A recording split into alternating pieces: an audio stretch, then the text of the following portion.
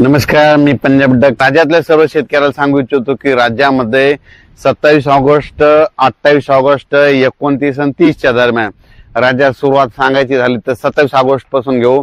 27 August मध्ये सांगायचं झालं तर पूर्व विदर्भाकडून पावसाला सुरुवात होणार आहे.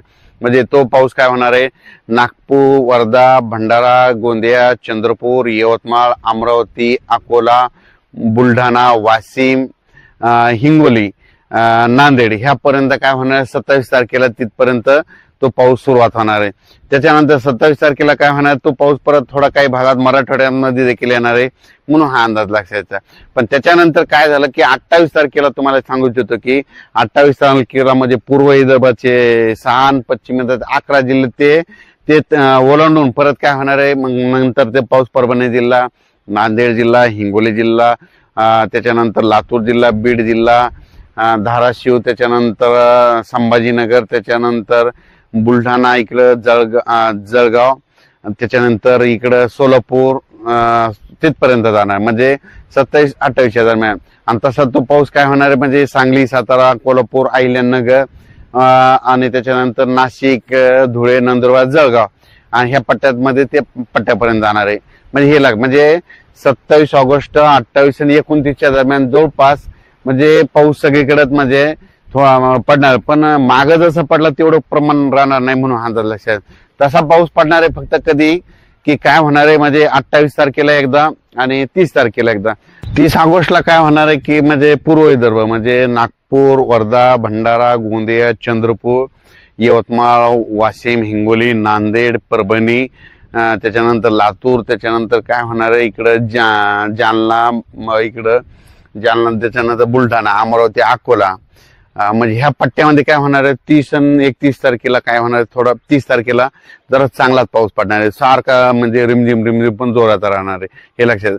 फक्त शेतातून पाणी बाहेर निघणार आहे फक्त. आणि काही भागामध्ये काय होणार, हे सगळ्यात महत्वाचं सांगायचं झालं तर हे पाऊस जास्त विदर्भातच जास्त पडणार आहे, म्हणजे विदर्भाकडे जरा जास्त राहणार आणि त्याच्यामध्ये मराठवाड्यामधले काही जिल्हे घेणार आहे, म्हणून हे लक्षात.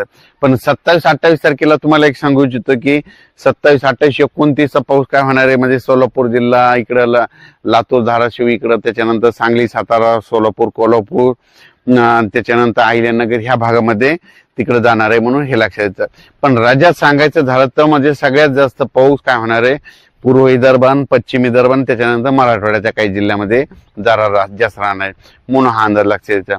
ज्या शेतकऱ्यांची फवारणीची कामे असतील तर फवारणी करून घ्या, खतं घालायचे तर खतं घालून घ्या. आणि त्याच्यानंतर कोल्हापूरवाले, त्याच्यानंतर पुणे, त्याच्यानंतर सांगली, त्या शेतकऱ्यासाठी आनंदाची बातमी. कारण की काय झालं तिकडं म्हणजे एवढा काही मोठा पाऊस येणार नाही, पूर परिस्थिती काही निर्माण होणार नाही. त्याच्यामुळे पुणेकरांनी, कोल्हापूर, सांगली, साताराकडल्या शेतकऱ्यांनी काही चिंता करायची गरज नाही.